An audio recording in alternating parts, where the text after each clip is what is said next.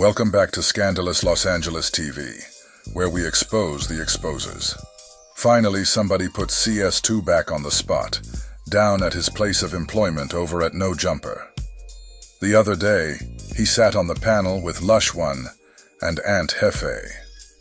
Shout out to Jefe, because he finally did what none of these other podcasters seem to have the guts to do.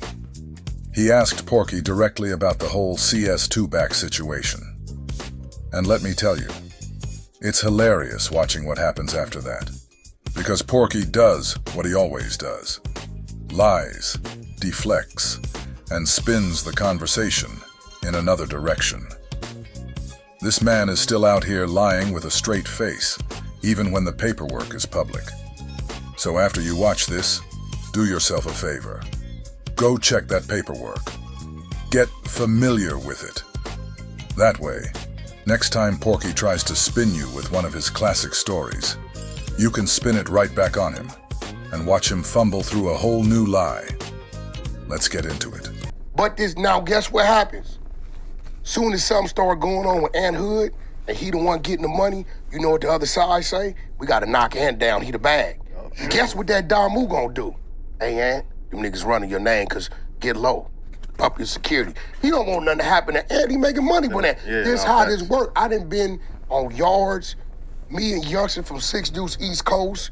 Ran from 8-9 East Coast. Our relationships come from Scooter from neighborhood 40s.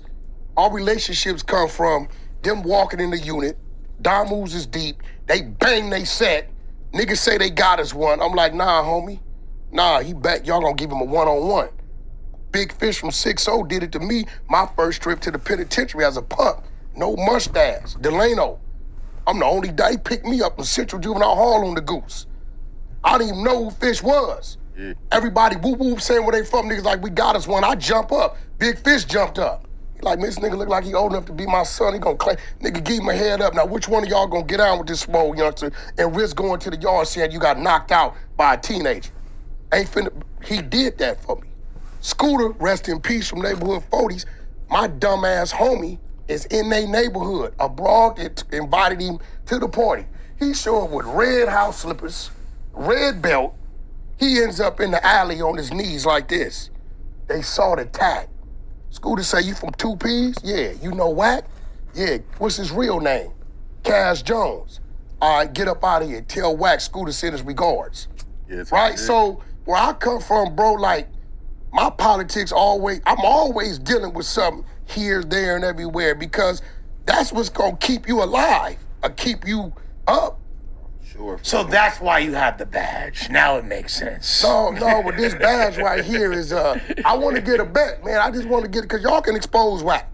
$5,000, we put the badge, I open it up live on No Jumper, and you might be the one to expose Wack. So I kind of want to ask a question. It's kind of like off topic, right? Because I want to ask this question because I be getting a lot of, which I don't really care, but I'm still asking because I be getting a lot of backlash. People in my comments, people coming to my Instagram channel, they be searching far and wide to tell me that I'm compromised, one, because I'm on No Jumper, you know what I'm saying, sitting across from Adam, and then they be trying to say I'm compromised because I'm sitting next to an informant.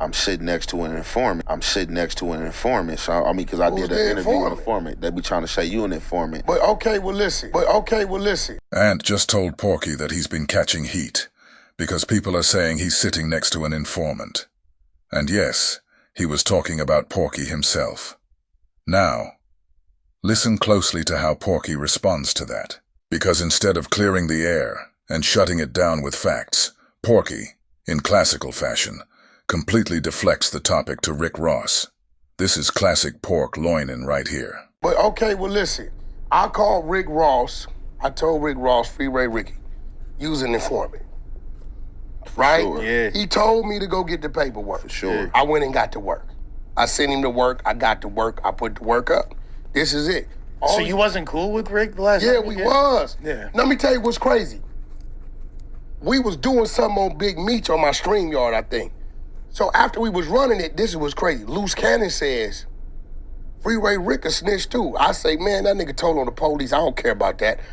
If you Google right now, Freeway Rick snitch on police, it'll pop up. Wack100 defends Freeway Rick on this, right? He said, no, Ohio, New York, the plug was in Miami. He sends it. So when he sent it, I read it. It's on my YouTube channel right now, right? Yeah. So that's why it was funny the other day. When Vlad called. This is funny the other day when Loose Cannon calls Freeway Rick. Man, I heard what he trying to do to you. You the that sent the work.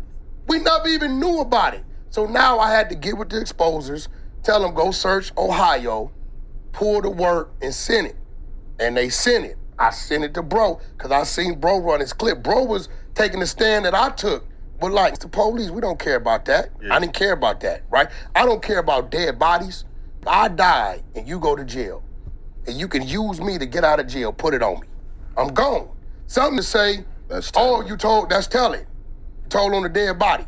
No, I'm going home. I'm gone. They can't charge me, right? So I sent it to him. This ain't the police you telling on. These is drug connects in New York and Ohio and Miami, shit like that. I told him I fuck with Freeway. I said, bro, I didn't dig into it because I didn't really want to. Every now and then I do some bitch ass nigga shit. Every now and then I do some bitch ass nigga shit. Every now and then I do some bitch ass nigga shit. I selected politics. I do.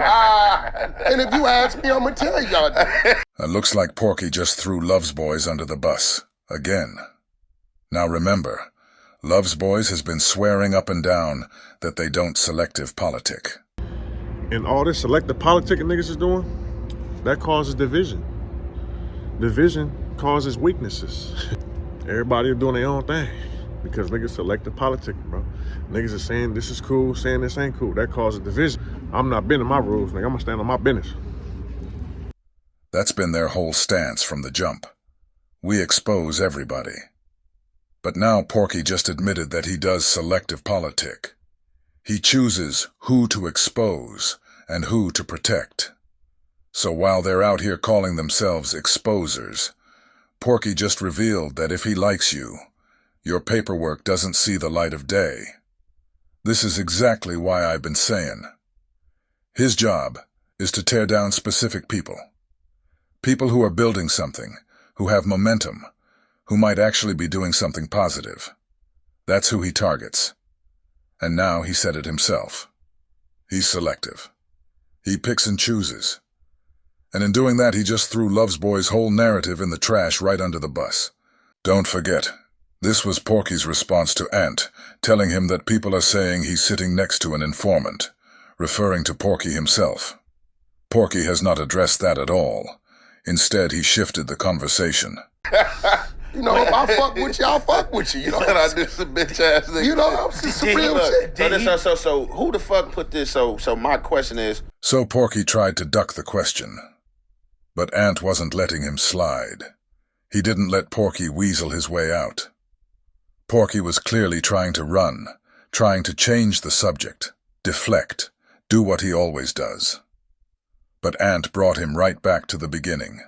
Who put this, like, the shit they keep attacking me about? It's the main streets. It's the main streets. It's the main streets. So now Porky's basically letting it be known. He knew exactly what Ant was talking about the whole time. This is CS2 back's kryptonite right here. He never wants to touch this topic. He hates it. But this moment right here proves he knew what the question was about. The whole time. And instead of answering it, what did he do? Deflects to Rick Ross. The CS2 back shit. Now listen, if you read the pair, have you read the work? The work said, whoever this dude is, he's a low-level drug dealer and he's in fear that his family members in the main streets will be hurt. Okay, for the record. Porky's been speaking for about 30 seconds. And in that 30 seconds, he's lied twice about both of the things he just said, the paperwork said. Lie number 1. He said the paperwork claims CS2 back was a low-level drug dealer. False. Lie number 2. He said the paperwork claims CS2 back was afraid for his family's life in the main streets. Also false. The paperwork never says a word about CS2 back being any kind of drug dealer whatsoever. That's a complete lie. The paperwork also never says a word about CS2 back's family living in the main streets. I wasn't gonna do it, but let's read it together. I want to make sure you guys see how much of a liar Porky is. After we read this, ask yourself, why is Porky lying about what the paperwork says about CS2 back? CS2 has provided reliable historical information concerning the MSMC organization. However, CS2 is only aware of certain aspects regarding the organization's criminal activities and narcotic distribution network. CS2 has no knowledge or information regarding the methods in which narcotics are being transported to the Los Angeles area and distributed to MSMC gang members. Additionally, CS2 is unable to provide information regarding the narcotic customers, flow of narcotics, proceeds, and methods that they are using to laundering their narcotic proceeds. CS2 is only able to identify a limited number of MSMC gang members. CS2 is unable to provide specific information regarding the organization's extortion activities, methods of monetary collections, and distribution of proceeds. CS2 is also unable to provide any information regarding the MSMC association with other leader of the other large gang organizations. CS2 is able to provide limited information regarding violent assaults committed by the MSMC, including shootings, burglaries, and murders. CS2 is unwilling to testify in court against members of MSMC because CS2 is fearful of retaliation against CS2 and/or CS2's family. CS2 believes that if any member of the MSMC criminal organization becomes aware of CS2's cooperation with law enforcement, the organization will likely orchestrate the execution of CS2. So again, ask yourselves, why is Porky lying about CS2's role in all this? You just saw the paperwork. It never said a word about CS2 selling drugs. So why does Porky keep pushing that false narrative? The document clearly says nothing about CS2's family being in the main streets either. It says CS2 doesn't want to testify because he believes the main streets will organize his execution if they find out he's cooperating. That's his fear. And don't forget, CS2 back lives directly across the street from Stutterbox, who is a known Main Street Mafia crip. So while CS2 back keeps lying, understand he's doing it for a reason. He's doing it because he knows this is about him. Now that you've seen what the paperwork really says, the next time he shows up trying to spin it, don't let him slide. You've seen the truth with your own eyes. I've stepped foot in a lot of hoods, even your hood. Yeah. Right? I have never been on the ground with my feet in the main streets. I've driven through, right? But I've never been, I know a bunch of them. That is what a cop would say. When I go to the east side, I already flashed the back. I came in and put everybody on the wall. You're too late. Now, we taking a $5,000 bet. Porky keeps running his mouth about that $5,000 bet. Next time you see him, flip it on him. Tell him this. I've got a $100,000 bet that you can't show anywhere in that paperwork where it says CS2 back was a low-level drug dealer, or any kind of drug dealer, period. Let's see if he takes that bet. Spoiler, he won't. Because it's not in there, and he knows it. About the badge, whoever sends the money in, Adam's gonna guarantee the money because he can take it from me, and I'm going to show the badge wide open on No Jumper. If you think it's a cop badge, send it in, get you some clout.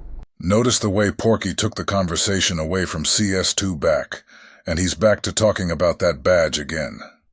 Pay attention to how comfortable he is when he brings up the badge, and how uncomfortable he gets when it's time to talk about being CS2 back. That shift tells you everything. Hey, so Aaron, I've been having this badge for 7 years. So I was thinking we were about to talk about this on the podcast, and so you're airing I it all out here. we haven't. You been part of it. I've been spoke about it. So basically, you know, I went back and forth with a few dudes that supposed to be street dudes, and some dudes is unknown. So basically, they got mad at me because I sat down with Wack. But here goes the thing, man. Did they get mad at you because you sat down with me? or they get mad at you because Adam giving you an opportunity is gonna boost you and this before Adam gave and sitting down with Wack. This before Adam gave and sitting down with Wack. As you can see, Ant's gearing up to bring it up again. And Porky wants no part of that. You're literally watching Porky cut him off mid-sentence. Then he tries to spin it. Nah, Ant. They're just mad because Adam gave you a shot. But Ant shuts that down quick. No. I sat down with you before I sat down with Adam. At that point, Wack's trying to get out of there. But Ant's not letting him off the hook. You saw that, right? Basically, you know, I went back and forth with a few dudes that supposed to be street dudes, and some dudes is unknown. So basically, they got mad at me because I sat down with Wack. But here goes the thing, did they get mad at you because you sat down with me? Or they get mad at you because Adam giving you an opportunity is gonna boost you and this before Adam gave me an opportunity. Sitting down with Wack, believe it or not, sitting down, Wack got a following like Ant got a following. It's a percentage of my people that already follow you, but follow me. Then it's a percentage that didn't know about you, and because we did that, now they know about you. But I challenge everybody. Listen. $100,000. $100,000. My name is Cash McElroy Jones. I only didn't have one gang name. Wack100 is not a gang name. It's an entertainer's name created in 2010. I got on parole in 0203. That don't count. Nigga, all you gotta do is go use Dale Dog's name, Liddell Rawls, pull the paperwork up, and go through it. E40 does call the cops the Elroys as well, oddly enough. That's all you gotta do. So that's what it's about. So like I'll be telling motherfuckers, because I dealt with the confidential informant shit before, like my cases, it was a lot of them. So I tell people, all right, let's just say hypothetically he is CS2 back, this motherfucker that y'all want to paint him out to be. I would never know because I wasn't the one compromised. I'm not the police. But bro, and here's the thing.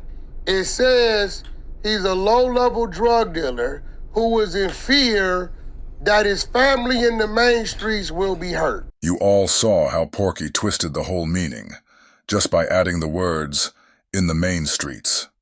That's not what the paperwork says. We already went over it. He added that himself. And now he's yelling, $100,000. You heard him. But notice, he never actually says what the bet is. He just throws the number out there, like it means something. He said, go pull up the work. So we did. Now what's the challenge? You just watched him lie, again, right in front of everybody. That's who CS2 back supposed to be? That's what it say. I'm not from Main Street. I don't got no family live in Main Street. That's an all Main Street case. Stutterbox will tell you. He just called me yesterday. I'm gonna be real. I'm gonna tell you why I look at the streets of LA funny. I bet Travis Ford knows who it it is. No, on Power Room, why I look at it funny. They watched Stutterbox pull up in a Rolls Royce to the court building for 9 months, get out by himself, walk in there, courtroom full of Crips and Muslims, take the stand and get out. Ain't nobody do or say nothing. 9 months. I know, because he used to call me after he left. Niggas ain't gonna do nothing, they know. Porky said Stutterbox told on him too, but then turns around and says Stutterbox called him on the phone and told him, niggas ain't gonna do nothing. Well, you didn't do nothing either. So what exactly are you talking about? Wait, hey, look. At the courtroom, that shit kind of safe, though. This shit get tricky to do something like that. Hey, look, no, but look, see, look, bam. No, it ain't. Look, no, so this how many niggas ain't got took off in the... This another point I be wanting to make. And that's what I be talking about when you be talking about you a gangster and you thugging and you got smoke with motherfuckers. You supposed to have this attitude that you don't give a fuck. So all the time, right, this what people gonna say. So I tell niggas all the time, like, all right, you want me to have problem with somebody that you really don't got smoke with. At the least, you might see them and go back and forth and somebody get between y'all. They not even doing that. Y'all might not even fight. Let me just give y'all might fight. Y'all not trying to shoot each other, unalive each other, but you want me to have some type of beef. You know what I'm saying? And dudes be out here faking, bro. Like, dudes be out here faking, bro. But they be embarrassing each other at the court tanks now and like making that content. You know what took off on in court. So if a dude see a snitch right there, then you'd be like, oh, bro, you said dude was a dude. You on this? Why you didn't get on him? Oh, man, shit, what you mean? He probably had the police follow him. The police watching him. He the police. That's what it's always going to be. Somebody always going to find an alternative to why they didn't do something, bro. Or niggas want me to crash out. But that's how you talking, like a crash out. I mean, listen, at the end of the day, right? You was at Wayside with all them niggas. Yeah, for sure. Trust and believe. If Wack the Power Rule would have been involved in their case, you would have known then. This a fact. I was victimized because Stutterbox told them that I was transporting drugs in my diesels for Suge Knight. No. Let's get it straight. Stutterbox told them you had guns in your house. And when the police raided your place, guess what? You did have guns in your house. At the same time, they were raiding your spot. They were pulling over your truck. So they raid the house, find the guns, and right after that, somehow, you end up giving them the exact information they needed to go pick up Teresa Swan. Funny how that works, huh? If you go read the book Murder Rap by Greg Cadence, go to the chapter Stutterbox. You see my pictures, Suge pictures, and they did a full 9 months tracking devices on all my diesels, following the diesels, the whole shot. Raided the crib. People say the trucking operation was a front for trafficking is the implication they were making. We got to hear about the trucking stuff. I had $300,000 contracts on each truck with BMW, Porsche, Volkswagen, Audi. Yeah. When they come in, we took them to the dealers, right? Germany. I still got my rig sitting up at the yard right now today, immaculate. Get in whenever I want, right? So they did all that. It's in the book. They raided the crib, right? So when they raid the crib, they find my baby mama's pistol, right? Then here comes the thing. Well, you an ex-con, what you doing around a pistol? I own 5 houses in that area, another 8 in Atlanta, and I had four units at the time in Oklahoma, right? I haven't been a resident of California since 2002. You can't put me living in a house that I don't live in. That's where my baby mama, my kids is at. If that's the case, it's another house in my name around the corner and another one on the east side of Lancaster. It's registered to her, the gun? Yeah, that's her gun. Yeah. That's her shit, registered to her shit. It was like, and when you read Greg Kading's book, he has nothing but praise for Porky. He talks about how respectable Porky was, how much they admired his entrepreneurship, like he was some model citizen. But one day, I'm gonna show y'all the flip side. I'm gonna show how much Porky disrespects Kading. The same guy who couldn't stop singing his praises. And based on Wack's own words, Greg Kading and his team are incompetent. Think about it. According to Porky, they raided a house that wasn't even his, found a gun that supposedly wasn't his either, took files, only to learn everything was under a corporation, didn't know where he really lived, had no clue he had properties in other states. It was so bad. Porky said he filed a lawsuit, and that's what made Greg Kading say he owes him a favor. When it came to Porky, apparently they got everything wrong. And yet Greg Kading still called him a great entrepreneur for it. Yeah, I'm gonna unpack all of that. Piece by piece. Fucking 6-shot something, right? Can I give you a 5-minute limit and then meet me in the other room? I've been waiting on Pause. you. I've been waiting on you. I just had to make one phone call. I just came in here. No, they told me you was filming and editing. No. Remo told me to come back here. No, I had to call. I was calling Gumby. Who? Call from Hoover? Yeah, Gumby's a trip. He's a trip. Oh, man. I can't wait to have him on there, Gumby's a trip. Yeah, Gumby did a lot of years, got a big settlement. But if you're ready to roll, we can roll. All right, we could do a smooth exit, though. I'll leave, and then you leave a couple minutes later. Hey, so, random, this has nothing to do with no street shit or nothing.